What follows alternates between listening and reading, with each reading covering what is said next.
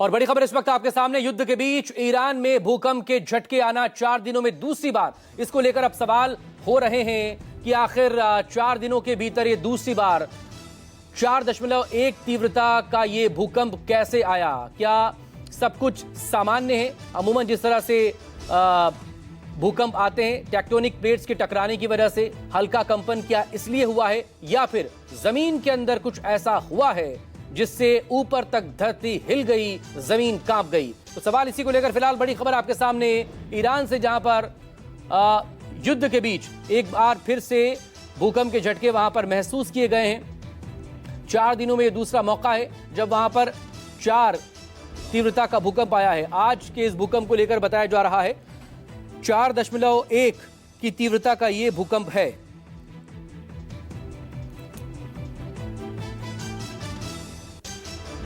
मेरे सहयोगी, मेरे वरिष्ठ सहयोगी इस वक्त हमारे साथ जुड़ गए संजीव त्रिवेदी। संजीव, 4 दिनों में यह दूसरा मौका, इससे पहले 4.3 तीव्रता का भूकंप आया था और अब यह कहा जा रहा है कि 4.1 तीव्रता का भूकंप ईरान में इसके झटके महसूस किए गए हैं। मकसूद, वैसे तो ईरान का जो ज्योग्राफिकल लोकेशन है, जो भूगोल है, बताया यही जाता है कि वो एक साइस्मिक क्षेत्र में पड़ता है, यानी कि जहां भूकंप बहुत ज़्यादा आते हैं उस क्षेत्र में ही उसका लोकेशन है, उसका भूगोल है। लिहाजा अगर भूकंप आ रहा है तो ये बहुत आश्चर्य की बात नहीं है, क्योंकि उस इलाके में भूकंप आते ही रहते हैं। लेकिन एक और बात है जो आपको कहीं ना कहीं कुछ डॉट्स जोड़ने को मजबूर करेगी। पिछली दफ़ा कब भूकंप आया था इस तरह का? वो आया था जब 12 रोज़ का युद्ध चल रहा था जी, और उस वक्त ये भूकंप जून 2025 में आया। उसके बाद फिर कोई भूकंप नहीं, और फिर अब भूकंप आया है 2 बार। एक तो आज जो बांदर अब्बास में आया है, और दूसरा जो जेरेस में आया है, वहाँ से करीब 250 किलोमीटर की दूरी पर नॉर्थ ईरान में वो जगह है। दोनों जगहों पर 4 दिन के फासले पर समान रिक्टर पैमाने पर जिसका माप है वैसा भूकंप है, और कमोबेश यही माप जो है वो जून 2025 में भी था। तो ऐसे में ये बात अपने आप में सोचने को मजबूर करती है कि जब खुद ही अमेरिका कहता है कि 60% एनरिच कर लिया था इन्होंने अपना यूरेनियम, और ये वेपन ग्रेड में जा चुके थे, अगर हम इन्हें नहीं रोकते तो ये वेपन बना लेते। जब पिछली दफ़ा उन्होंने हमला किया था तो उस वक्त यही कहा था, जब आपको याद होगा इस्फहान में और नातांज में और फोर्दो, ये 3 जगहों पर जो न्यूक्लियर प्लांट्स थे वहाँ पर गिराए गए थे बम। तो उस वक्त ये बताई गई थी बात, और ईरान ने कहा था जी हमने तो अपना फिसाइल मटेरियल बचा लिया है।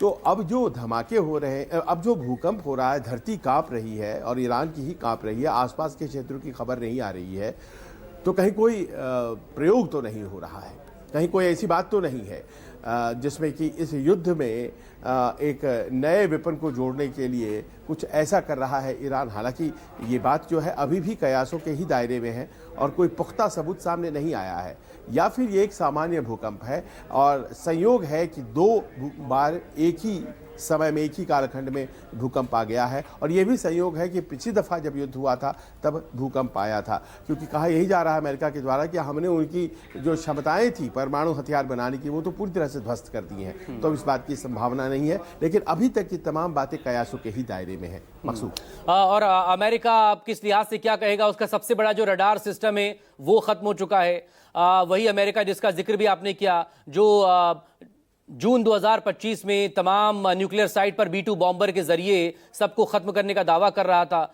वही अमेरिका और प्रेसिडेंट ट्रंप अभी तक ये तक नहीं बता पाए हैं उनके अपने देश को और दुनिया को कि इस बार उन्होंने ईरान पर अटैक क्यों किया है।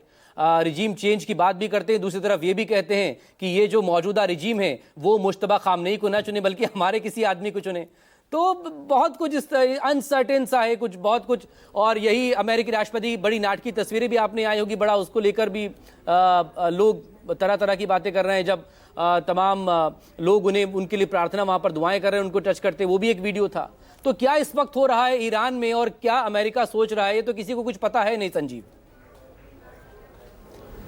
देखिए अभी इस वक्त ये जो बातें चल रही हैं ईरान में युद्ध की, उसमें कहीं ना कहीं ऐसा लगने लगा है कि जो मानदंड होते हैं युद्ध जीतने के, और हारने के उनको दोनों पक्ष जो हैं वो उन पे कहें कि टिक नहीं लगा रहे हैं बॉक्सेस में, क्योंकि एक दूसरे के खिलाफ अगर लड़ेंगे नहीं तरीके से तो फिर कैसे पता चलेगा कि किसने किसको हराया।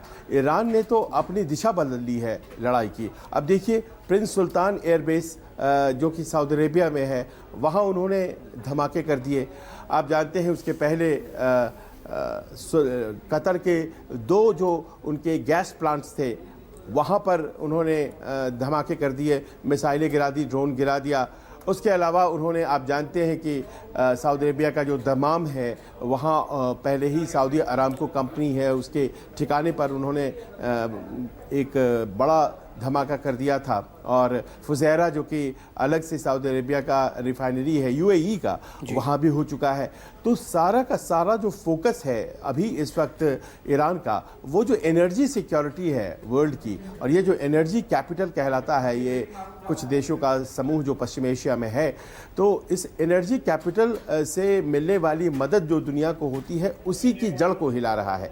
तो ये नए तरीके का एक युद्ध है जिसमें कि आमने सामने की लड़ाई से जोड़ दिया गया है एक जो इकोनॉमिक स्टेबिलिटी होती है उसकी।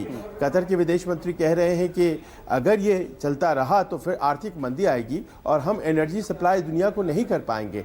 अब कम से कम जो एनर्जी जाती है इस क्षेत्र से, मिडल ईस्ट से, जिसे वो कहते हैं, हम पश्चिम एशिया कहते हैं, वहाँ से 20% जाती है। तो आप बस यही फर्ज करें कि अगर आपके बजट में 20% एनर्जी जो है वो नहीं जाएगी, आप नए नए जगहों की तलाश करेंगे जो कि काफ़ी महंगे होंगे, तो फिर ऐसे में अर्थव्यवस्था की हालत क्या होगी, बाजारों की स्थिति क्या होगी।